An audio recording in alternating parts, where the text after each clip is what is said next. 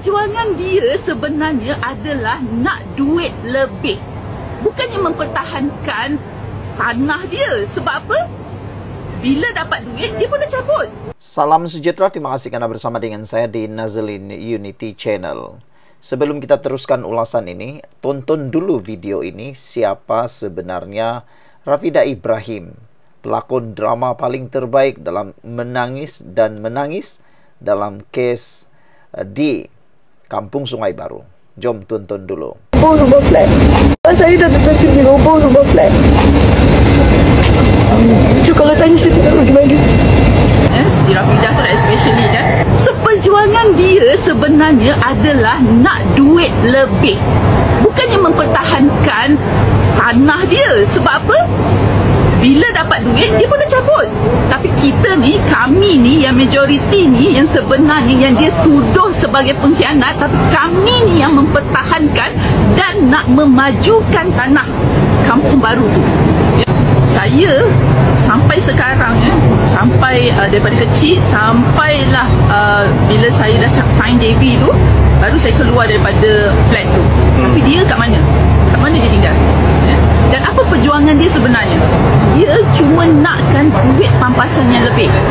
Dia dah dapat pun pampasan tu daripada pemaju. Sebab syarat kerajaan, kalau tak dibayar pampasan kepada semua yang tak bersetuju ni, tak boleh nak start projek. So mereka dah dapat. Dan dia sendiri pun dah dapat ratusan ribu.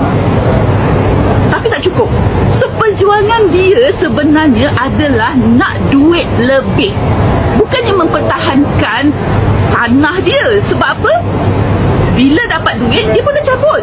Tapi kita ni, kami ni, yang majoriti ni, yang sebenarnya yang dia tuduh sebagai pengkhianat, tapi kami ni yang mempertahankan dan nak memajukan tanah Kampung Baru tu. Okey, sudah tonton? Baiklah. Apa pendapat anda tentang identiti sebenar dan tujuan sebenar Rafidah Ibrahim menurut penduduk Kampung Sungai Baru yang sebenar ini? Kita yang tak pernah pergi ke Kampung Sungai Baru, janganlah pula melebih-lebih. Janganlah pula kau kata kau memperjuangkan padahal kau tak pernah tinggal pun di sana. Yang layak bercakap hanya penduduk tempatan itu. Tapi yang menyedihkan, yang buat serangan rusuhan baru-baru ni, boleh kita panggil macam rusuhan lah. Sebab mereka ada membuat serangan ataupun rempuhan. Jadi yang datang tu kebanyakan bukan penduduk orang Kampung Sungai Baru. Jadi saya sangat terkesan dengan satu ulasan Demi Rakyat. Dalam page di Facebook Demi Rakyat, dia kata, Rafidah Ibrahim cuba nafikan hak penduduk majoriti Kampung Sungai Baru. Luahan wakil penduduk majoriti. Baru-baru ini, Rafidah Ibrahim dalam satu sidang media mendakwa kononnya pampasan kepada penduduk Kampung Sungai Baru tidak mencukupi untuk membeli rumah baru, khususnya bagi warga emas yang telah bersara. Benarkah? Atau ada udang di sebalik batu? Ini fakta yang Rafidah cuba sembunyikan, yang ramai orang tak pernah tahu, yang mungkin anda tak pernah tahu, yang mungkin mereka takut untuk diberitahu. Sebelum itu, izinkan saya dulu untuk perkenalkan kepada anda semua, ini terapi imun Transofactor for Life, terapi imun yang meningkatkan daya imun badan kita sehingga 400%. Secara umum dan ringkasnya, apabila imun badan kita lemah, apabila imun badan kita bodoh, apabila imun badan kita tidak seimbang, kita kena penyakit dan tidak sembuh daripada penyakit, lalu akar penyakit bertumbuh di dalam tubuh badan kita. Cepat dapatkan produk ini. Apabila imun badan kita melalui terapi imun ini mengajar, mendidik dan menyeimbangkan imun badan kita, imun badan kita jadi kuat, bijaksana dan seimbang. Imun badanlah yang akan menghancurkan akar penyakit yang ada dalam tubuh badan kita. Apabila akar penyakit sudah dihapuskan, kita sembuh daripada semua jenis penyakit. Imun badan, sistem imun badan yang pintar, kuat dan seimbang, jawapan kepada masalah kesihatan kita pada abad ini. Itu cara untuk kita sembuh daripada penyakit. Cepat dapatkannya melalui nombor telefon saya yang tertera. Produk ini lulus KKM, diperakui oleh dokter-dokter di seluruh dunia dan juga halal. Saudara, kalau anda sudah berdoa bertahun-tahun untuk masalah kesehatan anda, mungkin ini jawaban yang Tuhan hantar untuk anda semua hari ini. Benarkah apa yang disebut oleh Rafidah Ibrahim? Dan ini fakta yang Rafidah cuba sembunyikan, yaitu 67% penduduk Sungai Kampung Baru tidak ambil pampasan tunai.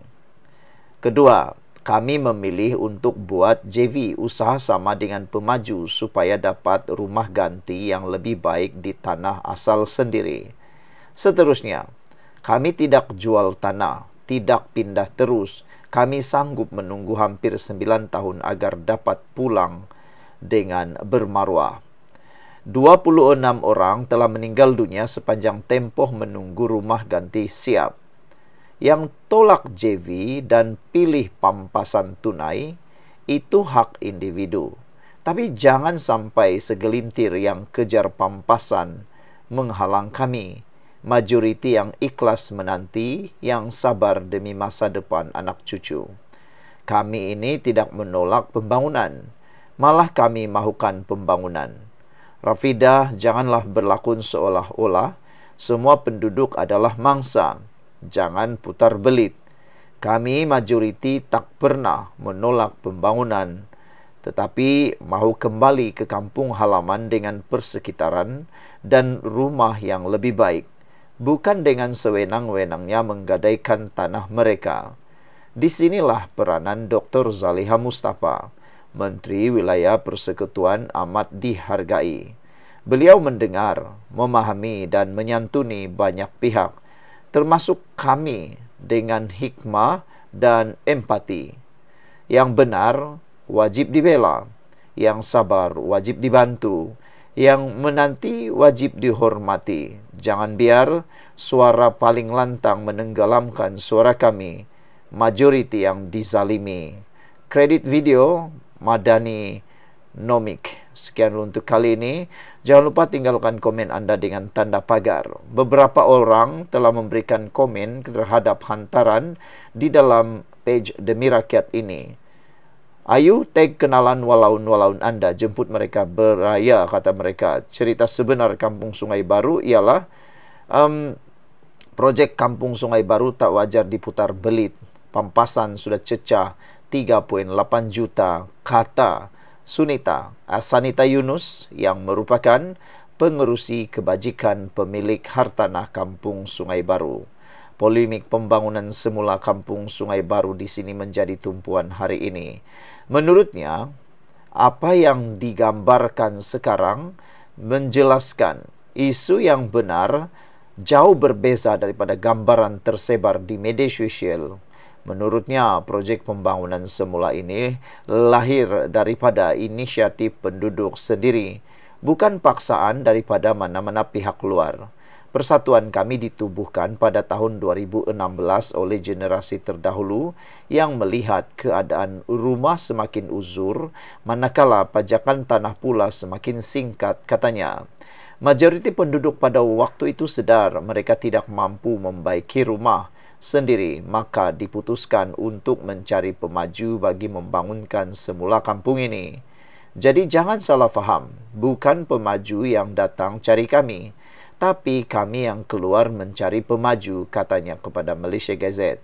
Sanita mendedahkan pampasan yang diberikan pemaju sangat munasabah dan tinggi, malah ada yang mencecah sehingga 1 juta ringgit hingga 3.8 juta ringgit bagi satu unit rumah teres mengikut keluasan. Jadi sebenarnya ia tawaran yang sangat baik dan jarang berlaku dalam projek pembangunan semula. Katanya lagi menyentuh tentang penentangan yang masih berlarutan. Sanita mendedahkan ia hanya melibatkan segelintir kecil penduduk, khususnya pemilik rumah flat yang berdepan isu pembahagian faraid. Bila harta itu dibahagi sama-sama adik-beradik yang ramai, sudah tentu bahagian yang diterima lebih kecil. Mungkin sebab itu ada rasa tidak puas hati, katanya. Tetapi jangan pula perkara ini diputar belit seolah-olah keseluruhan projek ini menindas penduduk lain yang sememangnya mahukan pembangunan ini, tegasnya lagi. Sekian untuk kali ini. Jangan lupa tinggalkan komen Anda. Bye-bye.